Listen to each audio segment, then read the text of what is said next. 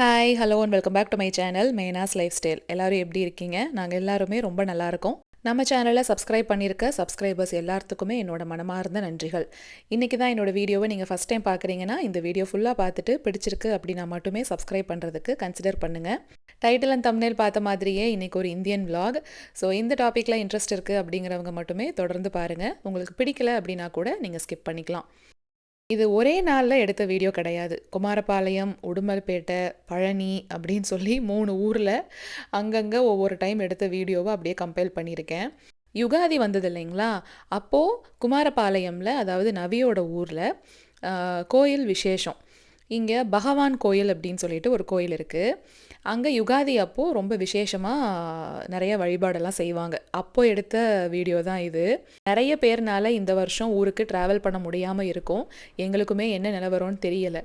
அப்படி இருக்கிறவங்க எல்லாருக்குமே இந்த வீடியோ டெடிகேட் பண்ணுறேன். ஊருக்குள்ளே நடக்கிற இந்த மாதிரி கோயில் விசேஷங்கள் எப்போவுமே ரொம்ப ரொம்ப ஸ்பெஷல் இல்லையா?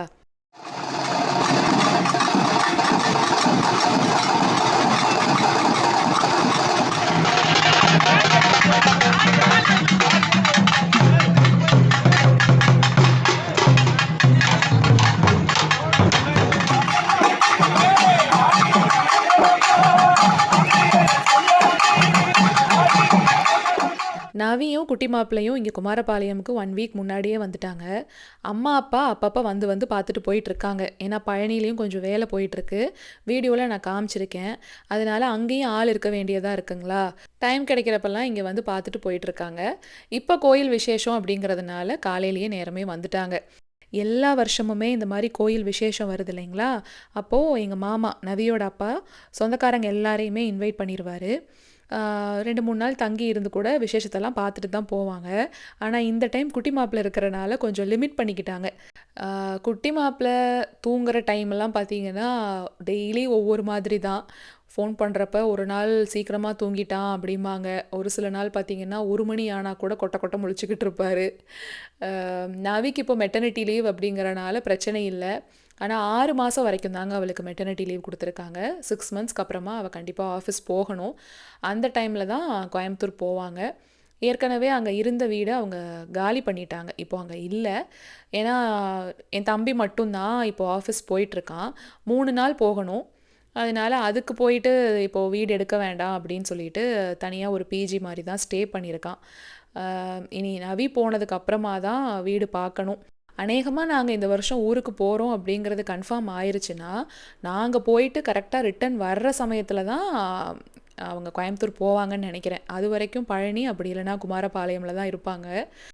ஒரு 4 நாளைக்கு பார்க்காம இருந்துக்கலாம் வீடியோ காலில். ஏன்னா பார்த்தா அப்படியே தூக்கி கொஞ்சணும் அப்படிங்கிற ஆசை அதிகமாகுது. அதுவும் கொஞ்சம் நல்லா சிரிக்கிறார் இப்போவே. எங்கள் அம்மா பேசுனாங்கன்னா வாயை கூச்சு கூச்சு ஊ ஊ அப்படின்னு வேற கேட்குறாரா. எனக்கு அதை பார்க்கும்போது எப்படா போய் தூக்குவோம் அப்படிங்கிற ஆசை வந்துடுது. ஒரு 4-5 நாளைக்கு நம்ம அவனை பார்க்காம அவாய்ட் பண்ணுவோம், இவங்கக்கிட்ட மட்டும் வீடியோ கால் பேசிட்டு விட்டுருவோம் அப்படின்னா அதுவும் மனசு கேட்க மாட்டேங்குது. ஒரு 4 நாள் கூட தாங்க மாட்டேங்குது. என் தம்பி தான் கிண்டல் பண்ணிக்கிட்டு இருந்தான், எனக்கு அப்படி தானே இருந்திருக்கும், எழில் அங்கே பிறந்தப்போ நான் அப்படி தானே ஃபீல் பண்ணியிருப்பேன் அப்படின்னு. இதில் இன்னொரு ட்விஸ்ட் என்ன அப்படின்னா, அச்சு அசலாக இப்போ பார்க்குறதுக்கு என் தம்பியோட சாயல்லையே இருக்கார் மாப்பிள்ளை. அதனால அவனுக்கு ஒரு ஆனந்தம். இந்த முகத்துக்கிட்ட தானே நீ இத்தனை நாளாக சண்டை போட்ட, இப்போ அதே சாயலில் உனக்கு ஒரு மருமகன் வந்திருக்கான்ல, அவன்கிட்ட நீ சண்டை போட முடியாதுல்ல அப்படின்னு. அதில் அப்படி ஒரு ஆனந்தங்க அவனுக்கு. நிறைய பட்டாசெல்லாம் வெடிச்சிருக்காங்க. நல்ல வேலை அதுக்கெல்லாம் அசரவே இல்லையாம், ஒன்றும் பெருசாக கண்டுக்கல அப்படின்னு சொல்லிக்கிட்டு இருந்தாங்க.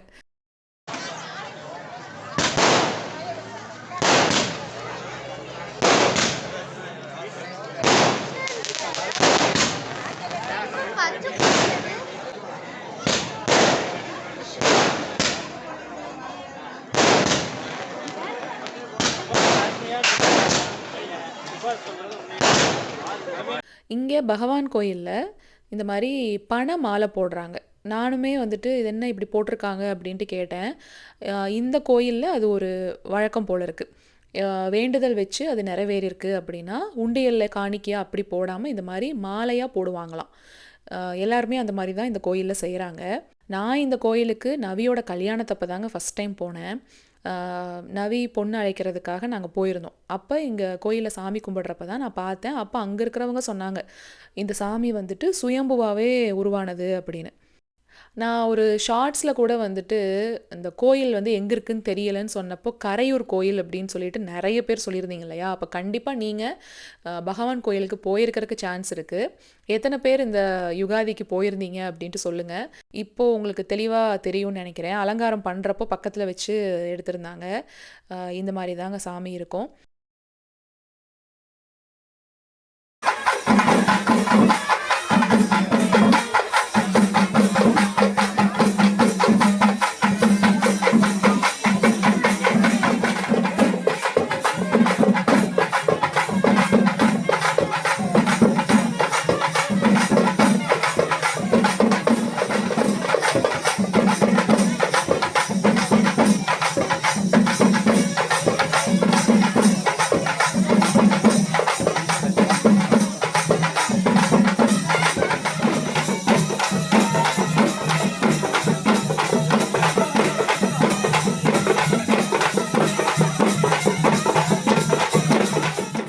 இது அதுக்கு அடுத்த நாள் காவடியெல்லாம் பார்த்து முடிச்சுட்டு சமைச்சிக்கிட்டு இருக்காங்க. காலையில் பிரேக்ஃபாஸ்ட் ரெடி ஆகிட்டுருக்கு. முந்தின நாள் வந்து நிறைய பேர் இருந்ததுனால ஹோட்டலில் எடுத்து சாப்பிட்ருப்பாங்க போல இருக்குது. அடுத்த நாள் வந்து நம்மளே செஞ்சுக்கலாம் அப்படின்னு சொல்லிட்டு தான் செஞ்சுக்கிட்டு இருக்காங்க. இந்த அன்னைக்கு அம்மா கிளம்பணும். அதனால அவங்களுக்கு வந்து குட்டி மாப்பிள்ளையை விட்டுட்டு போகிறதுக்கும் பாவம் மனசு இருக்க மாட்டேங்குது. அங்கேயும் வேலை இருக்குது அப்படிங்கிறனால போயும் ஆகணும். அங்கே உடுமலையில் எங்கள் தாய் மாமா இருக்கார் இல்லைங்களா, அவருக்கு வந்து அந்த அன்னைக்கு பர்த்டே.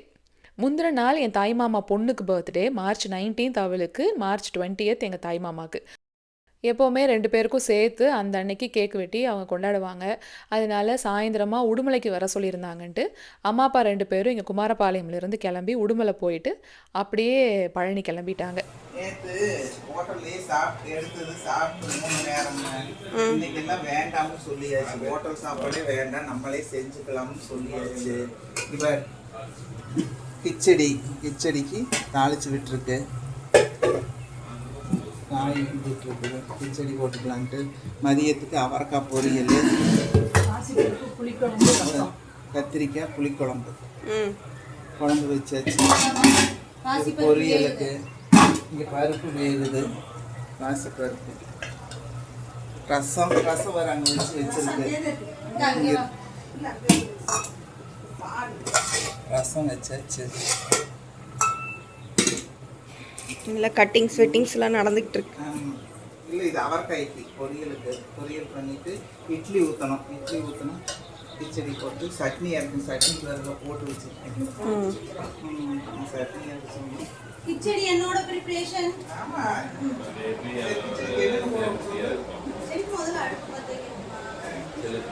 சுபா வந்து நவிக்கு அத்தை பொண்ணு, எங்கள் அம்மாவை அம்மான்னு தான் கூப்பிடுற முறை. அவங்க 2 பேரும் பேசிக்கிறத பார்த்தீங்கன்னு வச்சுக்கோங்களேன், ரொம்ப காமெடியாக இருக்கும். அதான் கிச்சடி நான் தான் செஞ்சேன்னு சொல்ல, இங்கே ரெசிபியை சொல்லுன்னு அம்மா சொல்கிறாங்க. அதுக்கு அடுப்பு பற்ற வைக்கணுங்கம்மா அப்படிங்கிறாங்க.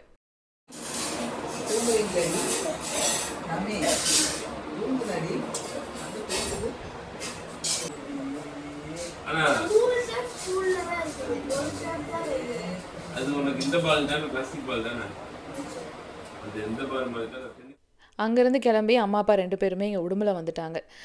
சாயந்தரமாக தான் கேக் கட் பண்ணுறதுக்கு கேக் ரெடி பண்ணியிருந்தாங்க. பெருசாக யாரையும் கூப்பிடலைங்க. இங்கே பக்கத்தில் சின்ன மாமா ஃபேமிலி, அதுக்கப்புறம் அம்மா அப்பா, அப்புறம் மாமாவுக்கு தெரிஞ்சவங்க ஃப்ரெண்டு ஃபேமிலி, ஒரு 10-15 பேருக்குள்ளே இருப்பாங்கன்னு வைங்களேன். அவங்க எல்லாருக்குமே டிஃபன் அரேஞ்ச் பண்ணிவிட்டு கேக் மட்டும் கட் பண்ணிக்கிட்டாங்க. வீடியோ காலில் பார்க்குறப்ப நமக்கு தெரிகிறது வேறு, ஃபேஸ் மட்டும் பார்த்து பேசுகிறோம் இல்லைங்களா. இந்த வீடியோவில் பார்க்குறப்ப தான் தெரியுது. என் சின்ன மாமா பொண்ணு பாருங்கள், எங்கள் மாமா ஹைட்டுக்கு வந்துட்டா.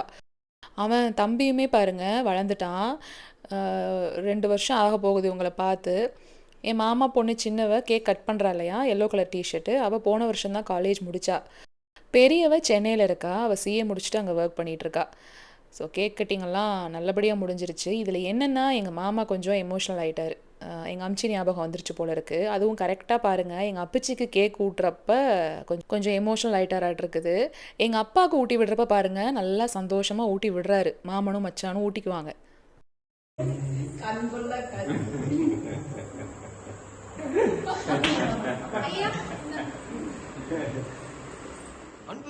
ஆனால் எங்கள் அப்பச்சி கூட்டுறப்ப தான் கொஞ்சம் எமோஷனல் ஆகிட்டாரு. அதில் எங்கள் அம்மா சொன்னாங்க, நீ வீடியோவில் தான் பார்த்த, வீடியோலாம் எடுத்து முடித்ததுக்கப்புறமா சமாதானப்படுத்தவே முடியல எங்களால், வீட்டுக்கும் எங்களை அனுப்பவே இல்லை, நீயும் மச்சானும் இங்கேயே தான் இருக்கணும் அப்படின்னு சொல்லிட்டு ஒரே அடம். நாங்கள் காலையில் அங்கே ஆளுங்க வந்துடுவாங்கப்பா வேலை செய்கிறதுக்கு, நாங்கள் போய் ஆகணும், நாங்கள் இன்னொரு நாள் வர்றோம் அப்படின்னு சொல்லிட்டு தான் நான் வந்தேன், அதுவும் தெரியாமல் தான் வர முடிஞ்சது அப்படின்னு சொல்லிக்கிட்டு இருந்தாங்க. எங்கள் அம்மிச்சி இருக்கிற வரைக்கும் எங்கள் அப்பச்சி பார்த்தீங்கன்னா ஆள் கொஞ்சம் நல்லா இருந்தாருங்க. இப்போ ரொம்பவே மெலிஞ்சிட்டாரு. அவரை டேக் கேர் பண்ணிக்கலன்னுலாம் கிடையாது, எல்லாருமே இன்னும் அதிக கவனமாக அவரை பார்த்துக்கிறாங்க.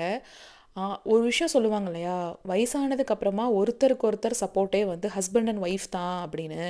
அதுலேயும் ஹஸ்பண்ட் இருந்து ஒய்ஃப் போகிறாங்க அப்படின்னாவே அந்த சுச்சுவேஷன் வந்து ரொம்பவே கஷ்டமாக இருக்கும் அப்படின்னு சொல்லுவாங்க. அது லிட்ரலி எங்கள் அப்பச்சி மூலமாக நாங்கள் பார்க்குறோம். அவர் வந்து ரொம்ப ரொம்ப மிஸ் பண்ணுறாரு எங்கள் அம்ச்சியை. டிஃபன் மெனு பார்த்தீங்கன்னா தக்காளி சந்தகை இட்லி எல்லாம் வீட்டில் ரெடி பண்ணியிருக்காங்க. மற்றதெல்லாம் மாமா கடையில் வாங்கிட்டு வந்திருக்காரு. இங்கே வெங்கடேஸ்வரா அப்படின்னு சொல்லிட்டு ஒரு ஹோட்டல் இருக்குது, அங்கே வெஜிடேரியன் நல்லாயிருக்கும், அங்கே போய் வெஜிடேரியன் வாங்கியிருக்காங்க. ஏன்னா வெஜிடேரியன் சாப்பிட்றவங்களும் இருக்காங்க. நான்வெஜ் வந்து அன்னவாசல் அப்படின்னு சொல்லிட்டு ஒரு ஹோட்டல் இருக்குது உடுமலையில், நிறைய பேருக்கு தெரிஞ்சிருக்கும். அங்கே தான் நான்வெஜ் வாங்கியிருக்காங்க. இந்த சால்னா, அதுக்கப்புறமா கிரேவி, இந்த மாதிரி பன் பரோட்டா, கேசரி மட்டும் அம்மா செஞ்சு கொண்டு வந்திருக்காங்க. ஏன்னா மாமாவுக்கு வந்துட்டு அம்மா செய்கிற ஸ்வீட் ரொம்ப பிடிக்கும். அங்கே பழனியில் நம்ம வீட்டுக்கு முன்னாடி ஒரு பெரிய ஏரியா இருக்கு இல்லையா, அங்கே வந்துட்டு ஃபஸ்ட்டு ஃபுல்லாக கார்டன் இருந்தது. அந்த கார்டன் செட் பண்ணுறதுக்கே பார்த்தீங்கன்னா இங்கே உடுமலையிலிருந்து தான் எங்கள் மாமா தான் இங்கே ஒரு கார்டனரை கூட்டிகிட்டு ஒரு டெம்போவில் செடி கொடி எல்லாம் எடுத்துகிட்டு ஒரு குட்டி லான் மாதிரி கூட நாங்கள் போட்டிருந்தோம். அது எல்லாமே இங்கேருந்து வந்து தான் அவங்க செட் பண்ணி கொடுத்துட்டு போயிருந்தாங்க. நல்லாவே மெயின்டைன் பண்ணிக்கிட்டு இருந்தாங்க அம்மா. ஆனால் மெயின்டைன் பண்ணுறது சாதாரண வேலை இல்லைங்க, நிறையா வந்து ஒர்க் இருந்துக்கிட்டே இருக்கும் அம்மாவுக்கு. இந்த ஏரியா மொத்தமுமே இந்த பக்கம் லெஃப்ட் ஹேண்ட் சைடும் சரி, ரைட் ஹேண்ட் சைடும் சரி, ஃபுல்லாக கார்டனாக இருக்கும். அந்த செவுரு தெரியுதுங்களா முன்னாடி எப்படி வந்து ஃபுல்லாக உறிஞ்சு வந்திருக்கு அப்படின்னு.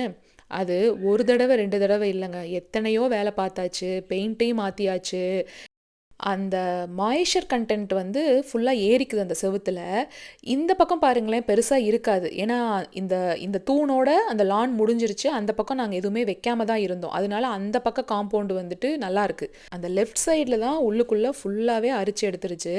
இத்தனைக்கும் நாங்கள் கேட்டு வந்து வேறு மாதிரி கேட்டு போட்டிருந்தோம். முன்னாடி ஒரு சின்ன கேட் இருக்கும், ஒரு பெரிய கேட் இருக்கும். அது எல்லாத்தையும் கம்ப்ளீட்டாக எடுத்து அந்த காம்பவுண்ட் வாலையே சரி பண்ணி மறுபடியும் வச்சும் கூட திரும்ப திரும்ப அப்படியே தாங்க இருக்குது.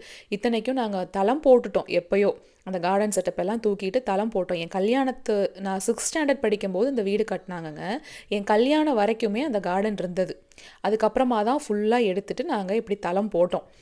சைடில் ஒரு சிங்க் செட்டப் மாதிரி இருக்கு இல்லைங்களா, அங்கே தான் எப்போவுமே அம்மா வந்துட்டு பாத்திரம் கழுவுவாங்க. அப்போவே வந்து அம்மா சொன்னாங்க, எனக்கு வந்து இங்கே ஒரு ஷீட்டு, நான் நிற்கிற இடத்துக்கு மட்டும் ஏதாவது ஒரு ஷீட் மாதிரி போட்டு கொடுங்க, ஏன்னா வெயில் அடிக்கிறப்பெல்லாம் போய் நின்று பாத்திரம் கழுவவே முடியல. மழையெல்லாம் பெய்யறப்ப தொடர்ந்து 3 நாள் 4 நாளைக்கு வெளியிலேயே வர முடியாது. அதனால அந்த இடத்துக்கு மட்டும் ஏதாவது ஷீட் போட்டுக்கலாம் அப்படின்ட்டு பார்த்துக்கிட்டே இருந்தோம் ரொம்ப நாளாக. சரி போடுறதே போடுறோம், முன்னாடியும் ஃபுல்லாக கூலிங் ஷீட் போட்டு விட்டுறலாம். ஏன்னா சம்மர் டைமில் நல்லா அந்த வெயிலோட தாக்கம் முன்னாடி அந்த சிட் அவுட்டில் கூட வந்து உட்காரவே முடியாதுங்க, வீட்டுக்குள்ளேயே இருக்கிற மாதிரி இருக்கும். கார்டன் வைக்கணும் அப்படிங்கிற ஆசை அம்மாவுக்கு ரொம்ப நாளாக இருந்ததுனால தான் வீடு கட்டுறப்ப முன்னாடி இவ்வளோ இடம் விட்டு கட்டினாங்க. கார்டனும் அவங்க நினச்ச மாதிரியே செட் பண்ணிக்கிட்டாங்க. ரொம்ப அழகாக இருக்குங்க இந்த இடம் பார்க்குறதுக்கே. அதுவும் அந்த ஓடு மேலே இந்த ஜாதி மல்லி இருக்குது பார்த்தீங்களா, அது அப்படியே ஃபுல்லாக படர விட்டுருப்பாங்க. அது பூத்து குழுங்குறப்ப வீட்டுக்கு முன்னாடி செம்ம சூப்பராக இருக்கும் பார்க்குறதுக்கே. முன்னாடி இந்த ஓடு மேலே வந்துட்டு ஜாதி மல்லினா அந்த பக்கம் செவுத்தில் முல்லைப்பூ செடி வச்சுருந்தாங்க. அதுக்கப்புறம் பக்கத்துலேயே இட்லி பூ இருக்கும். இந்த 3 கலர் காம்பினேஷன் பார்க்குறக்கே செம்ம சூப்பராக இருக்கும். அந்த சைடில் ஒரு 11 வகை ரோஸ் கலரு, செண்பகப்பூ, இந்த மாதிரி எத்தனையோ வச்சுருந்தாங்க அம்மா. ஆனால் எல்லாத்தையும் எடுக்கிற மாதிரி ஆயிடுச்சு. அதான் சொல்லுவாங்க இப்போவுமே, இந்த மாதிரி ஆகும்னு தெரிஞ்சிருந்தா நான் முன்னாடியே 2 ரூம் எக்ஸ்ட்ரா இழுத்து போட்டிருப்பேன். ஏன்னா நான் 6th படிக்கிறப்ப அந்த கன்ஸ்ட்ரக்ஷன் காஸ்ட்டு, மெட்டீரியல் காஸ்ட்டெல்லாம் கம்மியாக இருந்திருக்கும். இப்போல்லாம் நினச்சே பார்க்க முடியல. அந்த டைம்லேயே கஷ்டத்தோட கஷ்டமாக நாங்கள் 2 ரூமாவது நான் போட்டிருந்துருப்பேன். ஃபேமிலி பெருசாகிருச்சு, உங்களுக்கும் குழந்தைங்க வந்துட்டாங்க, அவங்களும் பெருசாகிறாங்க, நீங்கள் வர போக இருக்கிறக்காவது அது யூஸ் ஆகிருக்கும், இப்படி பண்ணிட்டேன் அப்படின்னு இப்போயும் புலம்புறது உண்டு. ஆனால் அட்லீஸ்ட் முன்னாடி கூலிங் ஷீட் போட்டாவது அந்த ஸ்பேஸே நம்ம எதுக்காவது யூஸ் பண்ணிக்கலாம் அப்படிங்கிறதுக்காக தான் இப்போ கூலிங் ஷீட் போடுறாங்க. இன்னும் ஷீட்டெல்லாம் போடுறதுக்கு டைம் எடுக்கும் போல இருக்குது. இந்த ஆங்கிள் தான் அடிச்சிருக்காங்க இந்த சைடில் முன்னாடியெல்லாம்.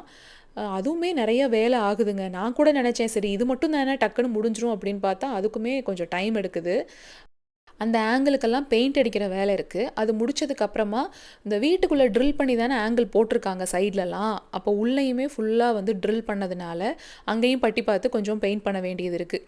அதனால் இனி பெயிண்டிங் வேலை முடிச்சதுக்கப்புறமா தான் அவினாசியில் தான் கூலிங் ஷீட்டு சோர்ஸ் பண்ணணுமா. அங்கே போய் எடுத்துகிட்டு வந்து போடணும்.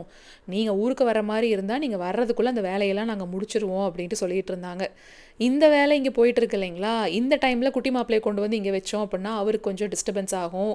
சரி வர அவனை பார்த்துக்க முடியாதோ என்னவோ அப்படிங்கிறதுக்காக தான் அம்மா என்ன பண்ணுறது, இங்கே ஒரு 4 நாள் இருக்கிறது, அப்புறம் அங்கே 2 நாள் போகிறது, அப்பாவை மட்டும் இங்கே இருக்க சொல்லிட்டு இப்படி போயிட்டு வந்துக்கிட்டு இருக்காங்க. இது பாலாறு டேம் போகிற வழி நிறைய பேருக்கு தெரிஞ்சிருக்கும். செம்ம சூப்பராக இருக்குங்க. அதுவும் தண்ணி இந்த மாதிரி நிறைஞ்சிருக்கிறப்ப போய் நின்னோம் அப்படின்னா ரொம்ப ரொம்ப அழகாக இருக்கும். கொடைக்கானல்லாம் போகணும் அப்படிங்கிறதே இல்லை, இந்த இடத்துக்கு போனாவே போதும் அப்படிங்கிற மாதிரி தான் இருக்கும். பழனியில் இருக்கிறவங்களுக்கு தெரிஞ்சிருக்கும். பாலாறு டேமில் போய் மீன் வாங்குறதுக்காக தம்பி போயிருந்தான். மீன் குழம்பெல்லாம் செஞ்சு அங்கே குமாரபாளையம் எடுத்துகிட்டு போகலாம் அப்படிங்கிறதுக்காக அன்னைக்கு மீன் வாங்க போகிறேன் அப்படின்ட்டு காலையில் ஃபோன் பண்ணியிருந்தான். டேய் தம்பி ப்ளீஸ்டா, அக்கா டேமெல்லாம் பார்த்து ரொம்ப நாள் ஆச்சுடா, ஒரே ஒரு வீடியோ அனுப்புடா அப்படின்னேன். சரி போனால் போகுது, இந்தா வச்சுக்கோ அப்படின்னு சொல்லி தான் டேம் வந்து வீடியோ எடுத்து கொடுத்தான். எனக்கு வந்து பழனினா அலாதி பிரியம். அவங்கவுங்களுக்கு அவங்கவுங்க நேட்டிவ் எப்படியோ அந்த மாதிரி தான். ஆனால் இந்த ஊரை விட்டுட்டு இவ்வளோ தூரம் தள்ளி வந்திருப்பேன் அப்படின்லாம் கனவுல கூட நான் நினச்சே பார்த்தது இல்லைங்க. ஆனால் காலையில் நேரமே போகணும் வாங்குற மாதிரி இருந்தால். டவுன்லேருந்து இங்கே கொஞ்சம் வர்றதுக்கு ஒரு 20-25 நிமிஷம் ஆகும். ஆனால் ஒர்த்து, நம்ம இங்கே போய் ஃப்ரெஷ்ஷாக வாங்கி அவங்களே க்ளீன் பண்ணி கொடுத்துருவாங்க.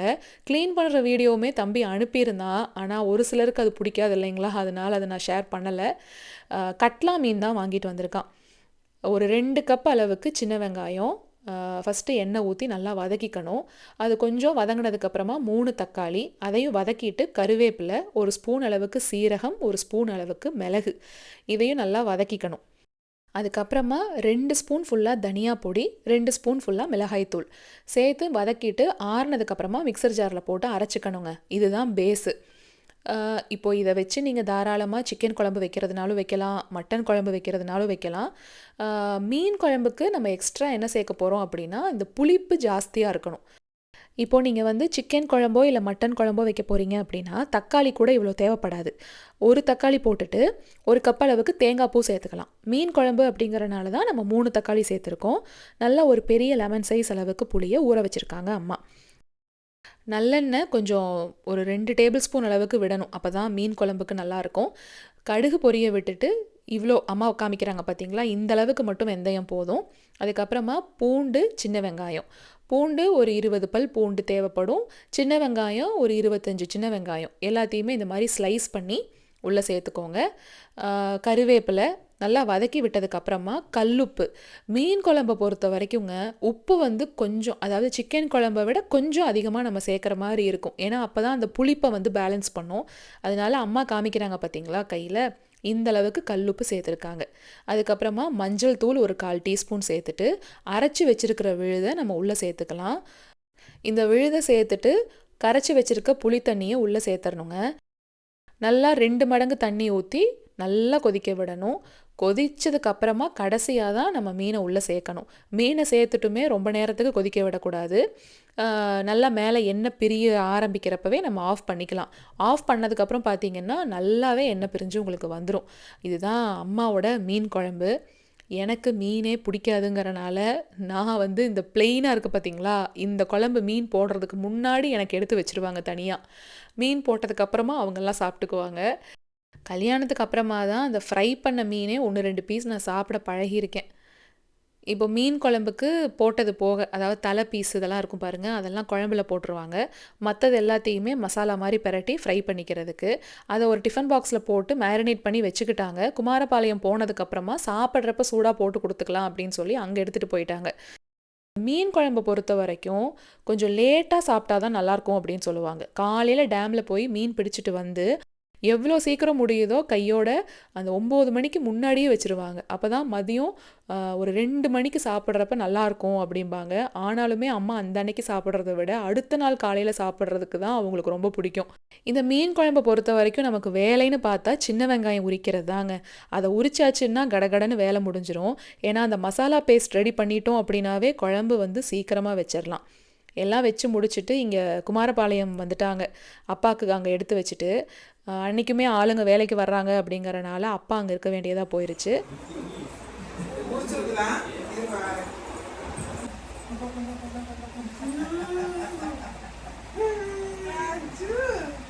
அச்சோ, அழகு அச்சோ, அழகு யார் அழகுடி இது? அம்மா, அழகுடி. யார் கவுச்சுடி?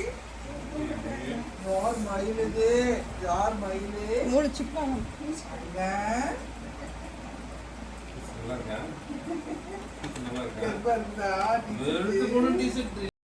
நவி மீன் சாப்பிட்டுக்கிறா. அதில் எங்கள் அம்மாவுக்கு சந்தோஷம். ஏன்னா அவங்கள பொறுத்த வரைக்கும் நல்லா சாப்பிட்டா போதும், அவங்க என்ன வேணாலும் செஞ்சு கொடுத்துக்கிட்டே இருப்பாங்க. முன்னாடியெல்லாம் பார்த்தா அந்த ஸ்மெல்லே எனக்கு ஆகாது. அம்மா பொரிக்கிறாங்கன்னாவே வீட்டுக்குள்ளேயே நான் இருக்க மாட்டேன். அப்படி இருந்தவ தான் இப்போ ஓரளவுக்கு நான் அந்த ஃபிஷ் வந்து ஃப்ரை பண்ணுற அளவுக்கு இம்ப்ரூவ் ஆகியிருக்கேன்.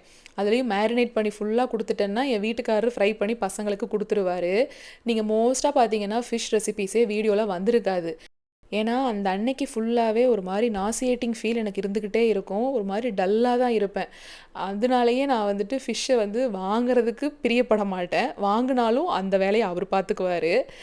என் தம்பி தான் கிண்டல் பண்ணுவான், இந்த பிள்ளையை மட்டும் நீங்கள் எங்கிருந்துமா தூக்கிட்டு வந்தீங்க? ஃபேமிலியிலேயே வித்தியாசமாக இருக்குது, தயிர் சாப்பிட மாட்டேங்குது, மீன் சாப்பிட மாட்டேங்குது.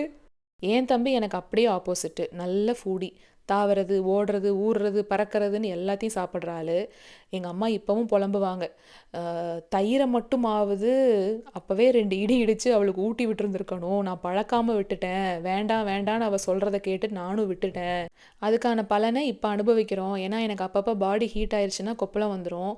தயிர் நிறைய சேர்த்துக்கணும், மோர் நிறையா குடி அப்படின்னு சொல்லிக்கிட்டே இருப்பாங்க. மோராவது பரவாயில்ல, நான் அப்பப்போ கொஞ்சம் குடிக்கிறேன். ஆனால் தயிரெல்லாம் சுத்தமாக பிளெயின் தயிரோ தயிர் பச்சடியோ எனக்கு சாப்பிட்றதுக்கே பிடிக்காதுங்க. பிரியாணியில் கலந்து செய்கிறோம் அப்படின்னா அது வேறு. ஆனால் தனியாக தயிர் அப்படின்னு நான் எடுத்துக்கிறதே கிடையாது. மோர் குழம்புமே எனக்கு பிடிக்காது. எனக்கு அந்த ஸ்மெல்லே முன்னாடியெல்லாம் ஒத்துக்காதுங்க. இப்போ தான் சமைக்கிறேன் அப்படிங்கிறனால அப்படியே ஒரு மாதிரி மேனேஜ் பண்ணிக்கிறேன். அது ஏன்னு தெரியலை. என்னை ரீசன் கேட்குறாங்க, ஏன் தயிர் பிடிக்கல, எதனால அப்படிங்கிறாங்க. ரீசன்லாம் எனக்கு சொல்ல தெரில, ஆனால் எனக்கு அது பிடிக்க மாட்டேங்குது. என்ன மாதிரியே டேஸ்ட் ப்ரிஃபரன்ஸில் யாராவது இருக்கீங்க அப்படின்னா ப்ளீஸ் கீழே ஒரு கமெண்ட் பண்ணுங்கள். அப்பாடா என்ன மாதிரி யாரோ ஒருத்தங்க இருக்காங்க அப்படின்னு தெரிஞ்சுக்கிட்டாவது நான் சந்தோஷப்பட்டுக்கிறேன். இந்த தடவை பர்த்டே விஷஸோ ஆனிவர்சரி விஷஸோ நான் பார்க்கல. மேபி நான் மிஸ் பண்ணியிருந்திருக்கலாம். பிறந்தநாள் மற்றும் திருமண நாள் கொண்டாடுற அனைவருக்குமே என்னோட மனமார்ந்த வாழ்த்துக்கள். இந்த வீடியோ பிடிச்சிருக்கு அப்படின்னா மட்டுமே ஒரு லைக் கொடுங்க. நம்ம அடுத்த வாரம் வேறு ஒரு vlogல பார்க்கலாங்களா? Until then, Tata, bye bye.